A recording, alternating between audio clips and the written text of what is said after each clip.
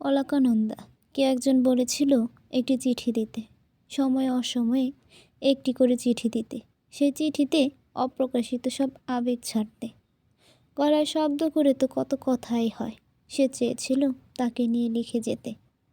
সে বলেছিল মুখে ভালোবাসি বলার চেয়ে চিঠিতে তার নাম লিখে একটা স্মাইলি ইমোজি দিলেও সে ভালোবাসার চেয়ে গভীর অনুভূতি পাবে।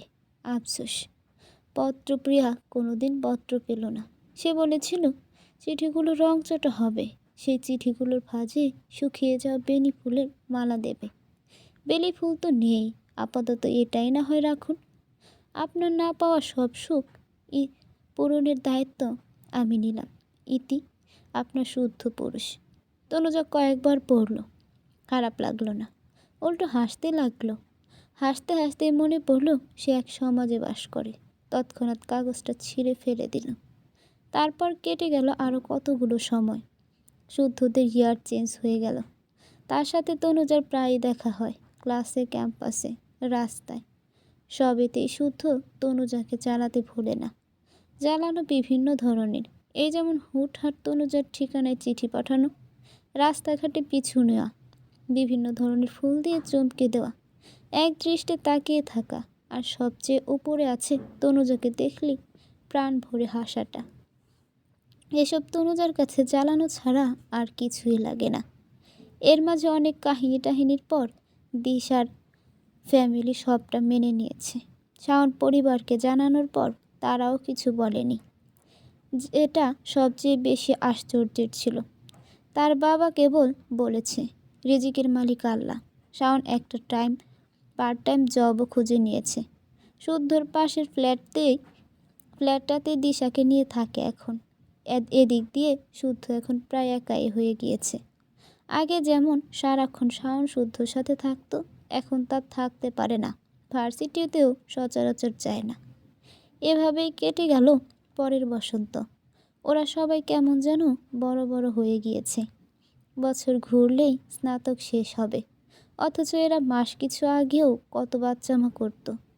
বহমান সময়ের সাথে সবাই এগিয়েছে, থেমে আছে কেবল শুদ্ধ, সেই তনুজাতেই। তনুজা শুদ্ধকে আর কিছু বলে না এখন। সে ক্লান্ত ভঙ্গিতেই বেলকনিতে গিয়ে দাঁড়ালো। কদিন বাদেই আবার সিদ্দিকের ঠিকানায় চিঠি পাঠাতে হবে তনুজার। গতবার তো নিজেই চলে গিয়েছিল। ভাবতে গা শিরশির করে উঠল, সে না গেলেও পারত, কেন যে গেল। চোখ দুটো বন্ধ করে গ্রিলে মাথা ঠেকা দিয়ে মনে পড়ল গত বছর সিদ্দিককে দেওয়া সেই চিঠিটা। প্রতি বছরে ওই নির্দিষ্ট মাসের কোনো একদিনে তনুজা সিদ্দিককে একটা চিঠি পাঠায়। এবছরও চিঠি পাঠানোর সময় এসে গিয়েছে। এবার আর গতবারের মতো ভুল করবে না, নিজে যাবে না। গতবার সিদ্দিককে একটু দেখার নেশায় সে গিয়েছিল। তারপর দেখলো একটা হ্যাপি ফ্যামিলি। মনের এই ব্যথাটা স্বীয় মন ছাড়া কেউ বুঝতেও পারবে না। দীর্ঘশ্বাস ফেলে রুমে চলে এলো। অনেকটা সময় চুপ থেকে কাগজ কলম তুলে এবছরের চিঠিটা লেখা শুরু করলো। সিদ্দিক, জীবনটা সন্ধেও বাবার ফেরার সময় হাতে করে নিয়ে আসা আমাদের জন্য সেই খেলনাটি না, যে পছন্দ হলে বুকে জড়িয়ে নেব, না হলে ছুঁড়ে ফেলে কাঁদতে থাকবো। জীবন হচ্ছে একটা অফার, ওয়ান টাইম অফার। পেতেই সাদরে গ্রহণ করে নিতে হয়, অতঃপর সুন্দর মতো সাজিয়ে গুছিয়ে রাখতে হয়।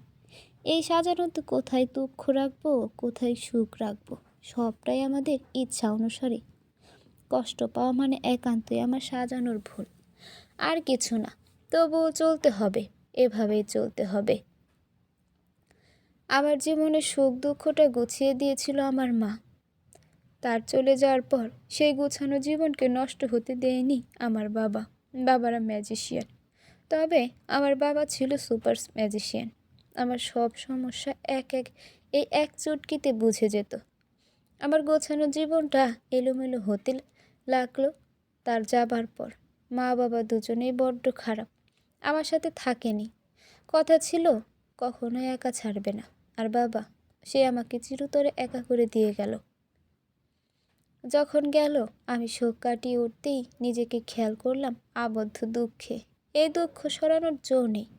আমার বাবা নেই যে। ধীরে ধীরে জেনে গেলাম যার বাবা নেই, তার 3 কোলে কেউ নেই। সেই সময়টায় প্রার্থনা করতে লাগলাম তোমাকে ফিরে পাবার। সৃষ্টিকর্তা আমাকে ফেরাননি, খুব শীঘ্রই তোমাকে পাইয়ে দিয়েছিল। বিশ্বাস করো, তারপর আমার রঙহীন জীবনটা ধীরে ধীরে রঙিন হতে লাগলো তোমার ছোঁয়ায়। আমি আবারও বেঁচে থাকার একটা সম্বল পেলাম। সেই সম্বলকে পুঁজি করে স্বপ্ন গড়তে লাগলাম। ছোট্ট একটা সংসার হবে, তুমি, আমি আর আমাদের সোনাই। আমাদের 3 জনের সংসার। যতবার ভাবতাম ততবার সমস্ত শরীরে অজানা শিহরণ বয়ে যেত। মনে হতে কি জানো, এর চেয়ে সুখের কিছুই নেই। কিন্তু আমি যে পোড়া কপালে, সুখ তো মরেছে সেই বাবা মরার সাথেই। আমার আর 3 জনের সংসারটা হলো না। সেই না হওয়াটাই আমাকে কেমন যেন রকচটা জেদি খিটখিটে মেজাজের বানিয়ে দিয়েছিল। ঠিক এভাবে আমরা 2 জন থেকে 3 জন হবার বদলে আমি একা হয়ে গেলাম। আমার রঙহীন জীবনে তুমি না হয় রং নিয়ে এলে। এবার যে গুমোট অন্ধকারাচ্ছন্ন হয়ে গেল, আর তো কারো রং মিশবে না। জান, আমার সব সুখ আমি তোমার নামে লিখে দিলাম। অর্ষাকে ভালো রেখো। সেদিন তোমাকে আর অর্ষাকে দেখলাম, বেশ দেখতে লাগে তোমাদের একসাথে। চেহারাতেই একদম বাবা মেয়ে। তোমাদের বন্ডিংটাও দারুণ। অর্ষাকে না লাল ফ্রকে মানায় খুব। আমার তরফ থেকে ওকে একটা সুন্দর দেখে লাল ফ্রক কিনে দিও। আর শোনো, তুমি দেখতে দিন দিন এত ইয়াং হচ্ছ কেন? এখনকার বাচ্চা কাচ্চারা আবার হুটহাট পিছলা খায়। এত ফিট থেকো না, পরে মেয়েরা পিছু পড়লে তোমার বউ তোমাকে ঝাঁটাপেটা করবে। কদিনের ডিনারটাও বন্ধ করে দিতে পারে। তোমার বউকে খুব সুন্দর লাগে। সেদিন 3 জনকেই একসাথে দেখেছিলাম। তোমার বউয়ের দিকে তাকাইনি অবশ্য। একবার দেখে চোখ ফিরিয়ে নিয়েছিলাম। কেমন যেন লাগে তাকে দেখতে। বুকের ভিতরটা জ্বলে। সব ঠিক থাকলে তার জায়গায় তো আমার হওয়ার কথা ছিল, তাই না? জানো, ইদানিং একটা ছেলে খুব জ্বালাচ্ছে আমায়। কত বোঝানোর চেষ্টা করছি, বুঝেই না। আচ্ছা, বিষাদের কাল হতে কি ভালোবাসার রং লাগে? লাগে না তো। বাচ্চা ছেলেটা বুঝতেই চাইছে না। কি অবুঝ ও। ওর নাম শুদ্ধ, আমার ডিপার্টমেন্টের একটা স্টুডেন্ট। বয়সে 8 বছরের ছোট। ভাবতে পারছো কি পাগলামি না করে? বিগত 3 বছর ধরে নজরে নজরে রাখছে। 1.5 বছর হলো সরাসরি প্রপোজালও দিয়েছে। ওর মতে আমাকে সুখী দেখতে চায়। তুমিই বলো, সুখ কি সবার জন্য? সবার জন্য না তো। কিছু মানুষের কপালের দুঃখ বই কিছুই থাকে না। আমি সেই কিছু মানুষের মধ্যে পড়ি। ওকে বোঝাতেই পারি না। সমাজ বলেও কিছু একটা আছে। আর তাছাড়া আমি তো কেবল তোমাকে ভালোবাসি, তাই না? নির্দিষ্ট পুরুষের প্রেমে আকৃষ্ট রমণী কি করে অন্যত্র সুখ খুঁজবে? সিদ্ধি, ভালো থেকো। আমি জানি ভালো থাকবে তুমি। আজ না, আমার আর কথা আসছে না। ধীরে ধীরে সব ফুরিয়ে যায়। দেখেছ, তোমার প্রতি আমার ভালোবাসা ফুরাবে না। আমৃত্যু, জান। আচ্ছা, একটা সিক্রেট বলে যায়। আজও তোমাকে দেখলে মনের সাথে শরীর ছুটতে থাকে। খুব করে তোমার বুকে মিশে প্রাণ ভরে তোমার গন্ধ শুষে নিতে ইচ্ছে করে। পারফিউম চেঞ্জ করে ফেলো তো প্লিজ। এজন্যই তোমার বউয়ের প্রতি খুব হিংসে হয় আমার। আচ্ছা, সেও কি আমার মতোই তোমার কোলে বসে তোমার গলায় গান শোনে? গান শোনাও তুমি তাকে? আচ্ছা, আমার মতোই সে তোমাকে গান গাওয়ার সময় জ্বালায়, গলায় বুকে উষ্ণ চুম্বুর সাথে আলতো করে কামড় দিয়ে তোমাকে জানায়? আচ্ছা, তাকেও কি তুমি আমার মতোই ভালোবাসো সিদ্দিক? আমার মতো জড়িয়ে ধরো? এটি তোমার থেকে বিচ্ছিন্ন তনু। চিঠিটা লিখে খামে ভরে নিল। প্রেরকের ঠিকানা দিল না, প্রাপকের ঠিকানায় সিদ্দিকের অফিস দিল। সেই খামের ভেতরে 3টা শুকিয়ে যাওয়া বকুল ফুল দিল। তারপর টেবিলের উপর রেখে সেখানটায় তাকিয়ে রইল। খানিকক্ষণ বাদে তনুজা খামের উপরে ডান হাত ভাঁজ করে রাখলো। সেই হাতের ওপর ডান কাত করে মাথা ঠেকানো। খোলা 2 চোখের পাতায় ভেসে এলো পুরনো সময়ের সেই খুনসুটিগুলো, ভালোবাসার মুহূর্তগুলো। কার্নিশ বেয়ে গড়িয়ে পড়ল একটা দুটো করে অসংখ্য জল, আর উষ্টে লেপটে গেল এক স্নিগ্ধ হাসি। পরদিন চিঠিটা পোস্ট করে ফেরার সময় রাস্তায় শুদ্ধর সাথে দেখা হলো। তনুজা না দেখার ভান করে কেটে পড়তে চাইল। শুদ্ধ হেসে সেদিকটা এগিয়ে গেল, গুনগুন করে গান ধরল। আজ মন চেয়েছে আমি হারিয়ে যাব আমি তোমার সাথে। তনুজা পিছু মুড়ল না। বাঁ দিকে শুদ্ধ এগিয়ে এলে তনুজা ডান দিয়ে মাথা ঘুরিয়ে ঠোঁট চেপে হাসল। শুদ্ধর দৃষ্টিগোচরে সে হাসি। শুদ্ধ তনুজার থেকে এক হাত দূরত্ব রেখে বাঁ পাশটা একটু পিছে পিছে হাঁটতে লাগলো। হাঁটতে হাঁটতে বলল, ম্যাম, বসন্তের শুভেচ্ছা নিন। তনুজা হাসি সম্পূর্ণ চেপে ওর দিকে তাকালো। কণ্ঠে স্বাভাবিকত্ব রেখে বলল, এটা শরৎ চলছে, বসন্ত বহুদূর। শুদ্ধ অধর প্রসারিত করে হেসে বলল, এই বসন্ত মনের বসন্ত। এখানে বসন্ত আসার জন্য গাছে নতুন ফুলের প্রয়োজন নেই, প্রয়োজন কেবল প্রেম। আজ এলো বুঝি? এসেছে অনেক আগে, তবে কমছে না কিংবা থামছে না, ক্রমেই বেড়ে যাচ্ছে। আপনিই বলুন, এমন প্রেমময়ী বসন্তটা কি চমৎকার না? তনুজার দুদিকে মাথা নেড়ে বলল, চমৎকার তো বটে। শুদ্ধ হাসতে হাসতে বুকের বাঁ পাশটায় ডলল। দু চোখের পাতা শক্ত করে বলে উঠল, আমার জীবনে আপনার আগমন এমনই এক বসন্তে হয়েছিল। সেই বসন্তে আমি ফল করেছিলাম এক অলকানন্দার উপর। তাকে বসন্তের শুভেচ্ছা, তাকে প্রেমের শুভেচ্ছা। তনুজা হেসে বলল, পড়াশোনায় মন দাও। মন তো আপনাকে দিয়ে রেখেছি। তনুজা ঠোঁট চেপে হেসে রিকশা ডেকে উঠে পড়ল। শুদ্ধ ওখানে দাঁড়িয়ে বলল, ম্যাম, জীবনটা সুন্দর, আরেকটা সুযোগ দিন। ম্যাম, জীবনটা সুন্দর, আরেকটা সুযোগ দিন। তনুজা হাসি মুখটা হুড়তোলা রিকশা থেকে বের করে পিছে তাকালো। মিষ্টি কণ্ঠে বলে উঠল, সুযোগ দিয়েছি বলেই বেঁচে আছি শুদ্ধ। লাইফের প্রতিটি মোমেন্ট এনজয় করছি, নিজেকে এনজয় করছি। I love my life, I love my self. Ma'am, জীবনের শেষ বয়সে এসে একা লাগবে আপনার। একজন সঙ্গী থাকুক না, যে সবেতে পাশে থাকবে। তনুজা মাথা ফেরালো, নিচু স্বরে বলল, সঙ্গ প্রয়োজন নেই শুদ্ধ, প্রয়োজন নেই। আমি একাই বাঁচতে পারবো, পুরুষ ছাড়া। শুদ্ধ তা শুনতে পেল না, আর একবার চিৎকার করে উঠল, আপনাকে আমার চোখ ভাঙা ঘুমে সকালের চা হিসেবে চাই, রোদ চাই। ক্যাম্পাসের পুকুর পাড়ে প্রাপ্তিকে বসে থাকতে দেখে শুদ্ধ এগিয়ে গেল। মুচকি হেসে বলল, প্রাপ্তির পাশে। প্রাপ্তির উল্টো দিক থেকে রোদ এসে লাগলো শুদ্ধর গায়ে। চোখ মুখ কুঁচকে তাকিয়ে বলল, কিরে, এখানে কি করছিস? ক্লাস হচ্ছে তো। প্রাপ্তি শুদ্ধর চোখের অর্ধাংশ রোদে ঝলমল করতে দেখে একটু ডানে ঝুঁকে বসল। খেয়াল করলো এখন আর শুদ্ধর মুখে রোদ লাগছে না, কুচকানো চেহারা সোজা হয়েছে। তা দেখে আনমনে হেসে বলল, তুই দেরি করলি কেন এত? একা ক্লাস করতে ভালো লাগছিল না, তাই এখানে বসেছিলাম। কেন, তুহিন কই? আসেনি আজ। আঙ্কেল ধরে নিয়ে অফিসে বসিয়ে দিয়েছে, বেচারা কাজে ব্যস্ত। তুই আজ এত সুন্দর করে কথা বলছিস কেন? কয়টা ভর করলো? প্রাপ্তি পুকুরের দিকে দৃষ্টিপাত করে ভ্রু কুচকে অধর কোণে হাসি রেখে বলল, একটা ধরেছে, সেই কলেজ লাইফ থেকেই। বলিস কি নাম? শুদ্ধ জিন সাহেব।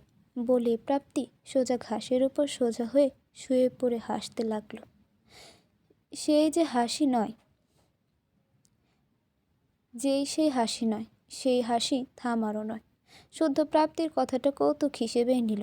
ঘাসের ওপর হাতের কোণের ভর দিয়ে সেই হাতে মাথা ঠেকিয়ে হেলে শুয়ে পড়ল ঘাসের ওপর। প্রাপ্তির থেকে অনেকটা দূরেই আছে। প্রাপ্তির হাসি থামছে না, চোখের কোণে পানি জমা হয়েছে।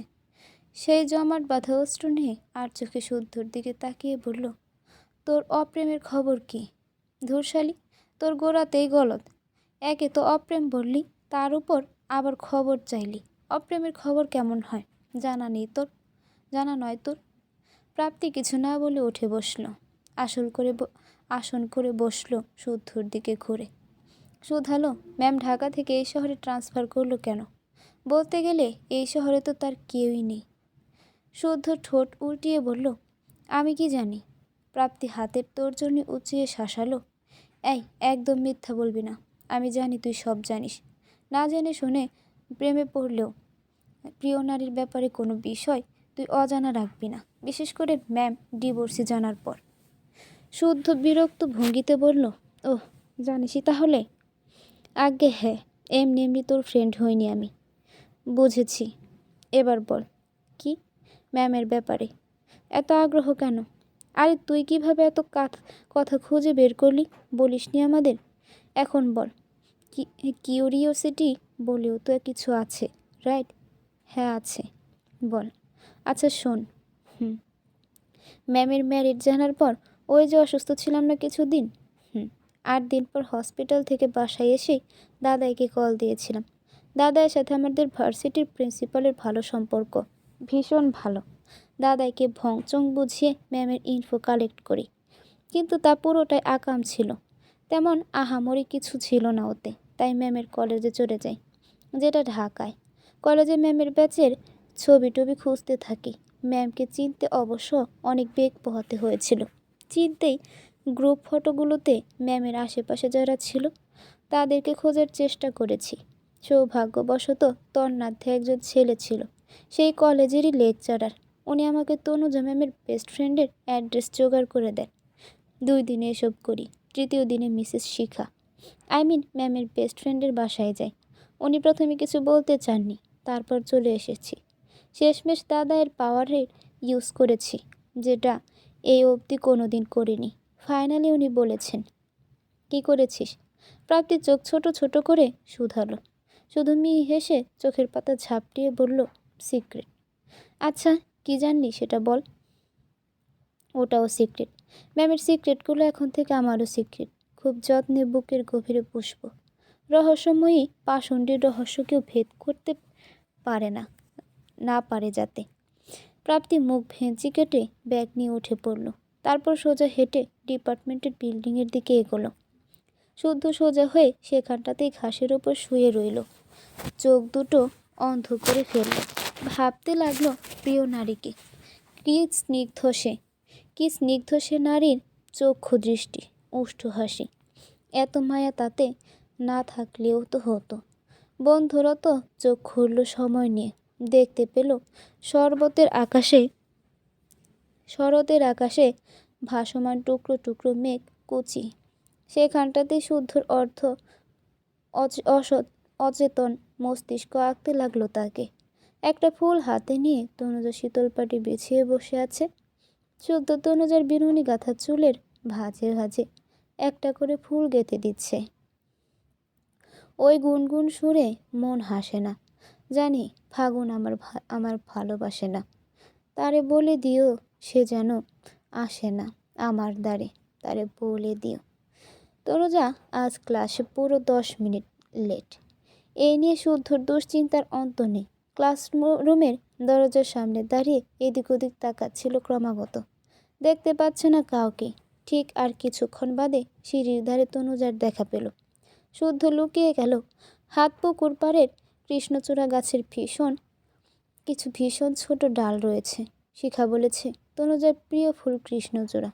মনে পড়তে সেখান থেকে একটা পাপড়ি ছিঁড়ে সিঁড়িতে ফেলল। এভাবেই করিডোরে ফেলতে ফেলতে ক্লাসের দিকে এগোলো। কারো নজর এলো না বিষয়টা। ধরতে গেলে সবাই ভাববে শুদ্ধ আনমনে এটা ফেলেছে। এভাবেই ক্লাসরুমের ধারে গেল। সাথে দেয়ালে একটা ফুল স্কচটেপ দিয়ে লাগালো। সেই স্কচটেপের ওপর রেড মার্কার দিয়ে লিখলো, তি আমো। তারপর হেসে ক্লাসে গেল। সামনে থেকে ব্যাগটা নিয়ে একদম লাস্ট বেঞ্চে গিয়ে বসলো। তনুজা এসে এদিক ওদিক না তাকিয়ে লেকচার দিতে শুরু করলো। শুদ্ধ জানালা দিয়ে বাইরে খেয়াল করে দেখল ফুল স্কচটেপটা ওখানে লাগানো নেই। বিক্ষিপ্ত নজরে সেটা খুঁজতে লাগলো। দৃষ্টি স্থির হলো করিডোরের ফ্লোরে। ছেঁড়া স্কচটেপের সাথে মোচড়ানো ফুল দেখে হেসে ফেলল মহাময় হাসির শুদ্ধ পুরুষ। এরপর কি যেন মনে করে হাতের কৃষ্ণচূড়ার একটা পাপড়ি নিজের কানে গুজল। গালে হাত দিয়ে তাকিয়ে রইল তনুজার দিকে। একদম নিষ্পলক, কোঁকড়ানো চুল, ঘোর লাগানো দৃষ্টি, গালে হাত, অধর কোণে ল্যাপটানো অনিমন্ত্রিত হাসি। তনুজা চেয়েও এড়াতে পারল না। দীর্ঘশ্বাস ফেলে বোর্ডের এক কোণায় ব্লু মার্কার দিয়ে লিখল, MPPL BXPZ। তারপর আবার পড়ানো শুরু করলো। ক্লাসের কেউই এই সংকেতের মানে বুঝল না, যেটা শুদ্ধ বুঝতে সময় নিল না। তৎক্ষণাৎ ব্যাগ থেকে ডায়েরি বের করলো। একটা পেজে বেশ বড় বড় করে লিখল IDBOOPU। এরপর ওটা নিজের মুখের সামনে এনে ধরল। তনুজা দেখে চোখ সরিয়ে ফেলল। সে হতাশ, ভীষণ হতাশ। এই ছেলেটা তো ধুরন্ধর না। সে একটি ইংরেজি বাক্যের সব অ্যালফাবেটের স্থান পরিবর্তন করে পরবর্তী অ্যালফাবেটের জায়গা দিল। এভাবে এক সাংকেতিক বাক্য তৈরি করলো। শুদ্ধ সেই ধরন অনুসরণ করেই পরবর্তী বাক্য বোঝালো, অর্থাৎ আই ক্যান নট। তারপরে শুদ্ধ আবার আরেকটা কাগজ মাথার উপর রাখলো। তাতে লেখা I love you more and more than my guitar Alakananda. তাৎক্ষণিকভাবে কাগজটি নিচে রেখে দিল। তনুজা এক ঝলক দেখেই চোখ সরিয়ে নিল। পুরো ভরা ক্লাসের মধ্যে একজন বাদে তাদের এই লুকোচুরি কেউ দেখল না, কারো নজরে পড়ল না। সেই একজনটা প্রাপ্তির ঠোঁটের কোনো হাসি। মামা, মাস কয়েক আগেই জানতে পারি আমি আর কখনো মা হতে পারবো না। চেকআপের পর দেখা যায় সব কমপ্লিকেশন আমার মধ্যে। জ্বরের সমস্যার জন্য আমি কনসিভ করতে পারছি না। ডাক্তার বলেছে পারবও না। সে রাতে আমি প্রচুর কেঁদেছি। সাহারা হিসেবে কারো কাঁধ পাইনি। বুকটা ফেটে যাচ্ছিল আমার। বন্ধ্যাত্ব একটা নারীর জীবনে সত্যি অভিশাপ স্বরূপ। আমি ভেঙে পড়েছিলাম খুব। সিদ্দিক নিজেও এসব জেনে হতাশ। আমাকে কি সান্ত্বনা দেবে? সে ইদানিং বাসায় খুব দেরিতে আসে। এসে আমার সাথে প্রয়োজন ছাড়া কথা বলে না। ও আমার কমপ্লিকেশনের ব্যাপারটা মা বাবাকে জানাতে নিষেধ করেছিল, কিন্তু এত বড় কথা আমি না জানিয়ে পারিনি। পরদিন বিকেলে মাকে বলে দিই। এরপর যা হবার হলো। এখন তারাও আমার সাথে কথা বলে না। প্রথমে খুব হা হুতাশ করলো, এখন কিচ্ছু বলে না, তবে বিরক্ত হয় প্রচণ্ড। আমাকে দেখলে চোখ মুখ কুঁচকে ফেলে। আকার ইঙ্গিতে কত কিছু বোঝায়। সেদিন বিকেলের বাসায় ঘটক এলো। ভেবেছিলাম সিথিয়াপুর জন্য। পরে খেয়াল করি ঘটক পাত্রের ডিটেলস বলছে। বুঝতে পারি আমার উপস্থিতিতেই আমার বরের জন্য মেয়ে সন্ধান করা হচ্ছে। আমি কিচ্ছু বলতে পারিনি। মাথা নিচু করে প্রস্থান ঘটিয়েছে। মা দিনকে দিন আমার প্রতি রূঢ় হতে লাগলেন। আগে এই বাড়িতে যাও থাকতে পারতাম, এখন আর একদমই পারি না। ঘটনাটা গত পরশু সিদ্দিককে অফিস থেকে ফেরার পর জানাই। ও তেতে ওঠে। আমাকে বলে, জানাতে নিষেধ করেছিলাম না? আমার কথা তো শুনলে না, এবার তাদের কথাই শোনো। আমার থুত নিঘিয়ে বুকে ঠেকে। ও বাড়িতে ধীরে ধীরে আমার মাথা নিচু হতে লাগে। আমি যেন একটা বোঝা, বই কিছুই না। বিষয়টা নিয়ে সিদ্দিককে কি বলবো, ও কি বলবে, আমার আর বলার কিছুই নেই। সিদ্দিকও তো এখন আর আমার হয়নি। সে ঝুঁকেছে অন্যত্র। 1 মিনিট, সিদ্দিকের ব্যাপারটা ক্লিয়ার করো। শফিক সাহেব এতক্ষণ শান্ত হয়ে ভাগ্নের কথা শুনছিলেন। তার মনের কোথাও একটা সিদ্দিকের প্রতি আস্থা ছিল, যেটা মাত্র বলা তনুজার কথাটিতে নড়বড়ে হয়ে গেল। তাই পুনরায় নিশ্চিত হতে প্রশ্ন করল। তনুজা শাড়ির প্রান্ত দেশ দিয়ে চোখের পানি মুছে নিয়ে আবারও বলা শুরু করলো। আশামণি সিদ্দিকের কলেজ ফ্রেন্ড ছিল। এক সময় ওদের মধ্যে সম্পর্ক শুরু হয়। তারপর আশা আপুর বিয়ে হয়ে যায়। সিদ্দিক কিছুদিন আপসেট থাকলেও এরপর নিজেকে গুছিয়ে নেয়। আমাদের বিয়ের পরের বছর সিদ্দিকের সাথে ওর অফিসে আশা আপুর দেখা হয় নিউ এমপ্লয়ি হিসেবে। সিদ্দিকের আন্ডারে কাজ করে প্রথম 3 মাস, এরপর প্রমোশন পেয়ে যায়। ধীরে ধীরে পুরনো প্রেম আবার জাগতে থাকে। ঘৃণায় মুখ লুকায় তনুজা। শফিক সাহেব শুধালেন, সিদ্দিকের যা আগে একটা সম্পর্ক ছিল, এটা কার কাছ থেকে জানতে পেরেছ? মানে কে বলেছে? সিদ্দিক বলেছে। ও নিজেই? আচ্ছা, আর এই যে সিদ্দিকের সাথে আসার আবার দেখা হওয়াটা, এটা কিভাবে জানলো? এটাও সিদ্দিক বলেছে। প্রেমের ব্যাপারটাও? না না, এটা না। তবে এটা কি করে জানলি? যেদিন চেকআপে গিয়েছিলাম সেদিন আমাকে হসপিটালে নিয়ে যেতেই ওর ফোনে একটা কল আসে। 5 মিনিট পর কথা বলে এসে আমাকে বলে ওর যেতে হবে, খুব দরকার নাকি। আমি আটকাইনি, তবে আমার চেয়েও জরুরি ওর জন্য কিছু আছে যে, এটাই ভাবতে পারছিলাম না। সিদ্দিক বেরোতে বেরোতে আমাকে বলল ফেরার সময় ও নিয়ে যাবে, আর আসতে না পারলে সিথি আপুকে পাঠিয়ে দেবে। আমি শুধু মাথা নাড়ালাম। সিদ্দিক বেরিয়ে গেল। যাবার আগে ভুলে ভালে নিজের ফোনটা রেখে গেল। কৌতূহলবশত ফোনটা ধরতেই দেখতে পাই নোটিফিকেশন প্যানেলে একটা মেসেজ লেখা, জলদি এসো আবরার। মেসেজটা পাঠিয়েছে আশা। আমি মন খারাপ করে ফেলি। এত কিছু বুঝিনি তখনও, কেবল বুঝেছিলাম সিদ্দিকের লাইফে আমার চেয়েও ইম্পর্টেন্ট কিছু আছে। ওয়েট, আশার না বিয়ে হয়ে গিয়েছিল? তবে টেকেনি। বছর কয়েক আগেই ডিভোর্স হয়েছে। এটাও সিদ্দিক বলেছে? হ্যাঁ, সব কথাই তো বলে, তবে পরকীয়ার বিষয়টা লুকালো কেন? মামা এই ওয়ার্ডটা স্কিপ করুন, খুব বিশ্রী শোনায়। আচ্ছা, তো এই গোপন বিষয়টা জানলে কবে? জানলাম কদিন পরে। আমি একদিন লুকিয়ে সিদ্দিকের ফোনের লক দেখে নিই, এরপর আরেকদিন ফোন চেক করি। বিষয়টা একদমই ঠিক না। যাকে বিশ্বাস করো তাকে সবটা দিয়ে বিশ্বাস করা উচিত। সেই বিশ্বাসে এইটুকু পরিমাণ খুঁত থাকলে সম্পর্কের চরম অধঃপতন হয়। এক্সাম্পল তুমি নিজেই। তনুজা মিনমিনে স্বরে বলল, কি করব বলুন? আমার মাথা ঠিক ছিল না। নিজের অস্তিত্বের ওপর থেকেই বিশ্বাস হারিয়ে ফেলেছিলাম আমি। কিন্তু সন্দেহটা বৃথা ছিল না। কি দেখেছিলে ফোনে? দেখেছিলাম আশার সাথে আমার বিষয় নিয়ে সিদ্দিকের ক্ষোভগুলো। দেখেছিলাম কিভাবে ওই আশা আমার বরকে সান্ত্বনা দেয়, হুটহাট নিজের ফ্ল্যাটে ডাকে, আমার খুঁতগুলো চোখে আঙুল দিয়ে ধরিয়ে দেয়। তারপর দেখলাম সে কিভাবে আমার বরকে ধীরে ধীরে আমার থেকে দূর করতে লাগে। তুমি শিওর এমনও তো হতে পারে যা দেখেছো তা ভুল ছিল? না, ভুল না, ভুল না। আমি ঠিক দেখেছি, ঠিক বুঝেছি। আমার সিদ্দিককে তো আমি চিনি। এই সিদ্দিক আমার সিদ্দিক নয়। ও অনেক পাল্টে গেছে। আপনাকে আমি বোঝাতে পারবো না খুলে। কথাটা বলতে বলতে দু হাতে নিজের চুলগুলো মুচড়ে ধরল। শফিক সাহেব প্রিয় বোনের একমাত্র মেয়ের এই দশা মেনে নিতে পারছেন না। বহু বছর পর সে তনুজার খোঁজ পেয়েছে। বলতো সেই 2 যুগ আগেই একজনের হাত ধরে বাড়ি থেকে পালিয়ে গিয়েছিল। প্রথমবারে কেউ মেনে নেয়নি।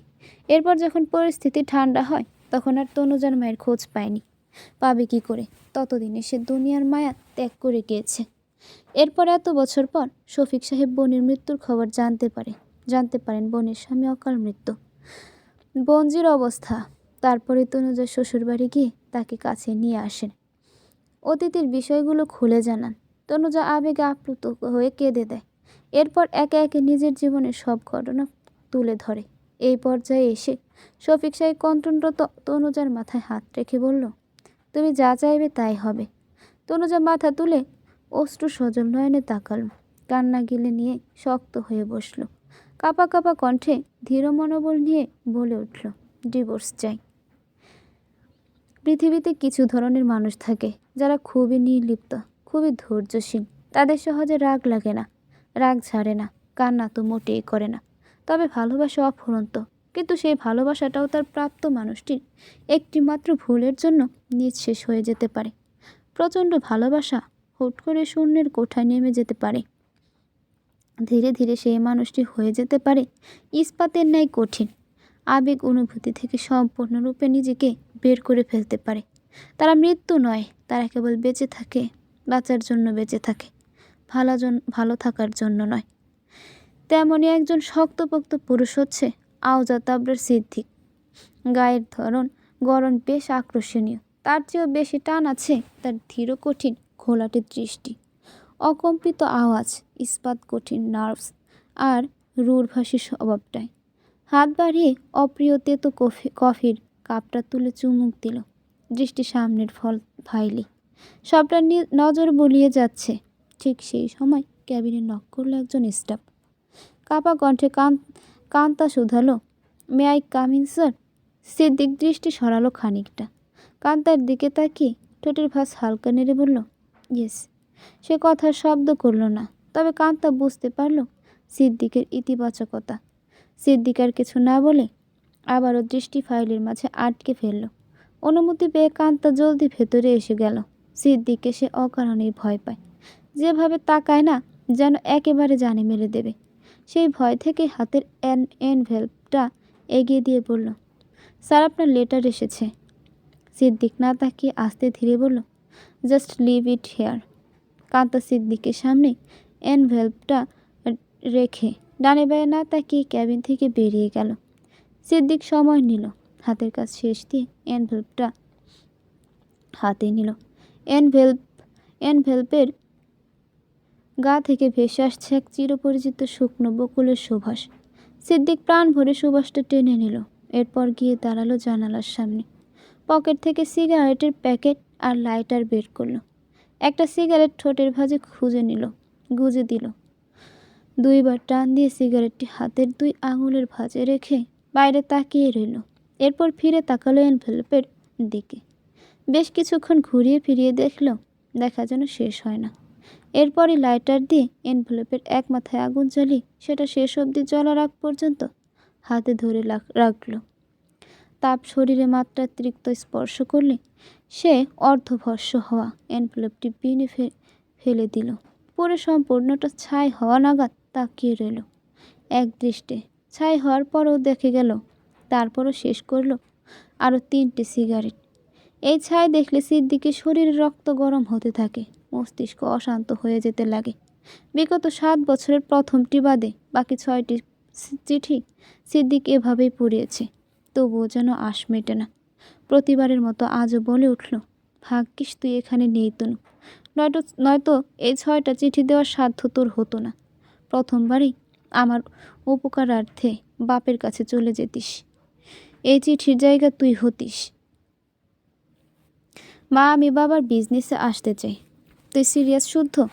শোভা বেগমের কথায় শুদ্ধ ফোনের এই পাশে হালকা হেসে বলল, খুব সিরিয়াস।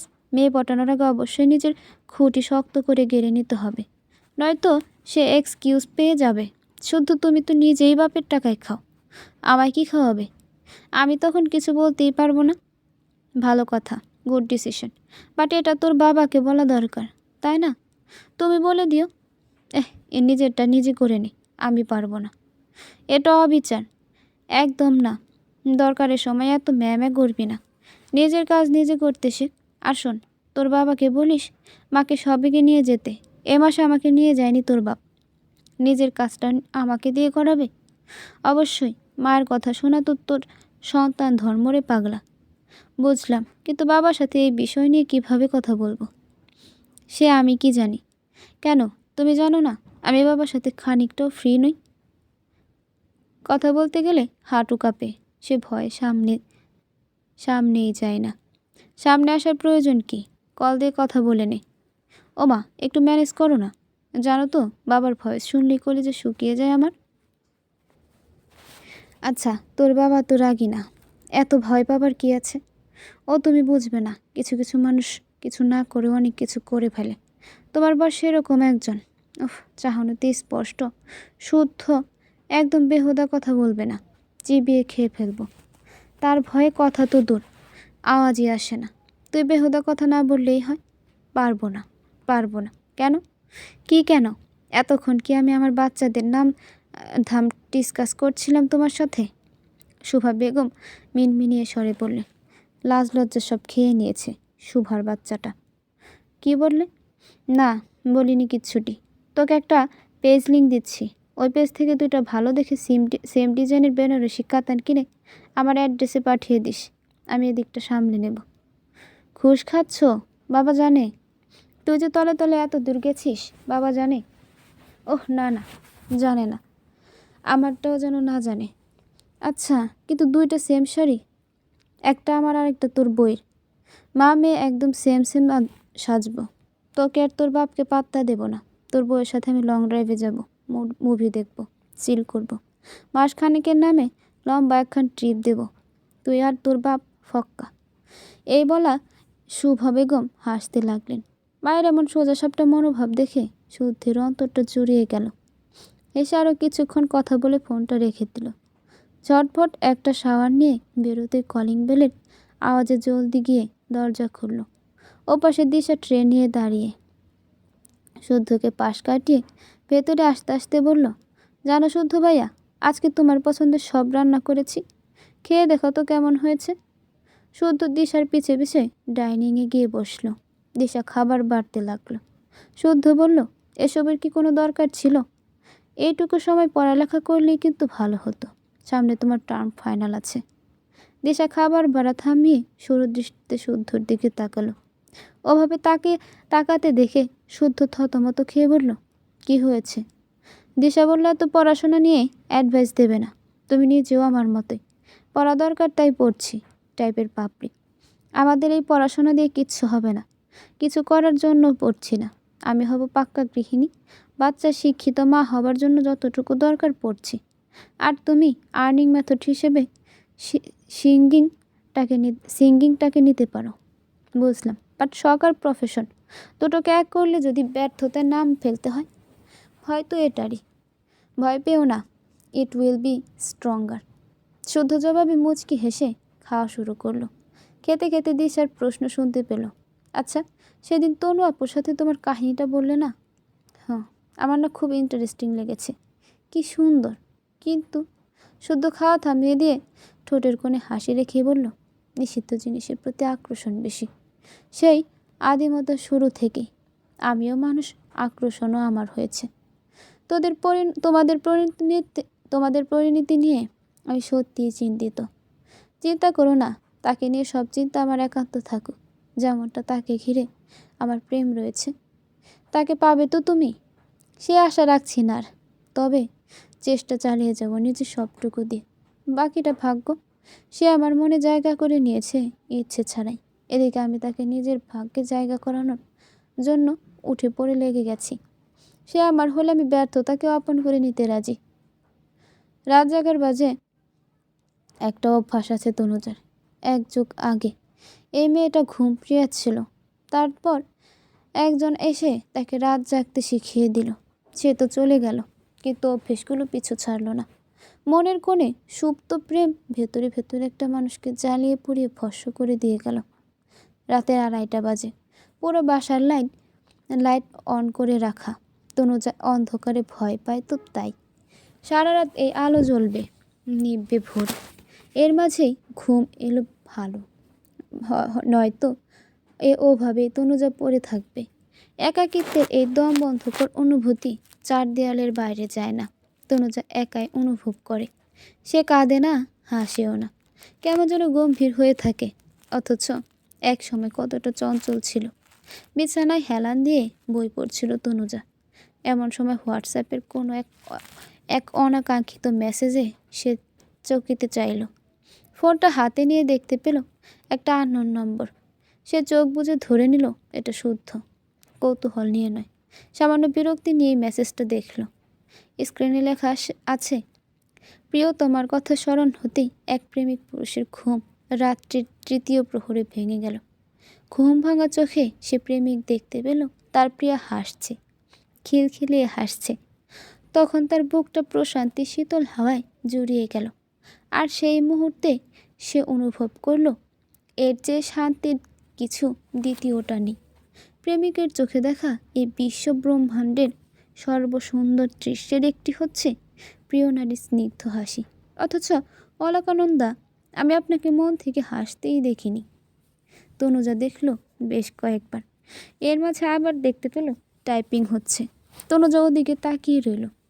সময় নিয়ে শুদ্ধ পরের মেসেজটি সেন্ড করলো।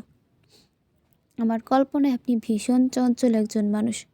আপনার মাঝে গাম্ভীর্যের ছিটে ফোটাও নেই। আপনি সবসময় হাসতে জানেন, কারণে হাসেন। আবার আমার একটু অযত্নে ঠোঁট উল্টে কাঁদেন, অভিমানে গাল ফোলান, অভিযোগের ঝুলি খুলে বসেন। তখন আপনাকে দেখতে অসহনীয় সুন্দর লাগে, অসহনীয়। আর কেবলমাত্র এই লোভেই তো আপনার যত্নে আমি খুঁত রাখি, নয়তো কি রাখতাম? কল্পনায় আমি আমার অলকানন্দাকে নিয়ে খুব বেশি অধিকার সুযোগ। এই যে ম্যাডাম, আপনাকে না আমার কল্পনায় ভয়ঙ্কর সুন্দর লাগে, কারণ আমার কল্পনা আপনি একজন সপ্তদোষী কিশোরী, বয়স আমার ছোট, সম্পর্কে আমার প্রেমিকা, মাঝে কোনো ধরনের বাধা নেই। আর এইখানটায় গিয়েই রইল আকাশ সম দীর্ঘশ্বাস। একটু পড়তে পড়তে আবারও মেসেজ এলো। জীবনে সবাই সব পায় না। না, তনুজা উত্তর দিল না, শুদ্ধ নিজের মতো মেসেজ করতে লাগলো। আপনাকে পাবার আশা আমার জীব দশায় আমি ছাড়ব না। নিরাশ হব, হতাশ হব, তবুও আশা ছাড়ব না। আপনি চাইলে আপনি আমার, না চাইলেও আমি আপনার। আমার ভালোবাসা কৃষ্ণ গহ্বরের মতো গভীর। আলোর ন্যায় তেজি। আপনিও সেখানটায় পথ হারাবেন, ঘুরে ফিরে কেবল আমাকেই পাবেন। তনুজা এক ধ্যানে তাকিয়ে রইল, চোখ জ্বলছে খুব তার। টাইপিং হচ্ছে, কিছুক্ষণ বাদে সেন্ড হলো। সেখানে লেখা, কল্পকন্যা, আপনি কি কখনো বুঝবেন না, গোটা বিশ্ব বিপরীতে রেখে আমি কেবল আপনাকেই চেয়ে গেছি। এই মেসেজটা তনুজা দেখতে পেল না। টাইপিং শো করতেই সে ফোনটা সুইচ অফ করে রেখে দিয়েছে। মাথা গিয়ে ঠেকেছে দেয়ালে, চোখ দুটো বন্ধ। কুমুট পরিবেশটিতে হুট করে তনুজা শুনতে পেল একটি আওয়াজ। কেউ যেন কানের কাছে এসে বড্ড ফিসফিসিয়ে বলছে, তনুশ্রী, শোনা বউ আমার, তোমার মুখের এই হাসিটা আমাকে জানান দেয় আমি কতটা সার্থক পুরুষ। ঘুম ভাঙা চোখে আমি আমৃত্যু তোমার মুখের হাসিটা দেখে যেতে চাই। জানো কি, এই হাসির শব্দ আমাকে 1000 বছর বেঁচে থাকার অনুপ্রেরণা দেয়। যেদিন তোমার এই হাসিটা গায়েব হয়ে যাবে, সাথে সাথে আমার জানটাও হাওয়ায় মিলিয়ে যাবে। বুকে আসো, তোমাকে ছাড়া বুকটা খালি খালি লাগে। অথচ আজ 8 বছর হলো তনুজা সিদ্দিকের বুকে যায়নি। তাই বলে কি সে বুক খালি রয়েছে? সে বুকে আজ অন্য নারীর সব বসত। সিদ্দিক বেঁচে আছে, স্ত্রী সন্তান নিয়ে দিব্যি সুখে আছে। আর সহ্য হচ্ছে না তনুজার। তরিতে চোখ দুটো খুলে ফেলল, লালচে চোখ দিয়ে জল গড়ায় না। অস্বাভাবিকভাবে তনুজা গুটিসুটি মেরে শুয়ে পড়ল। সারা রাত আর 2 চোখের পাতা এক করল না। মনের কোণায় বড্ড গভীরভাবে গেঁথে গেল, কেউ কাউকে ছাড়া মরে না।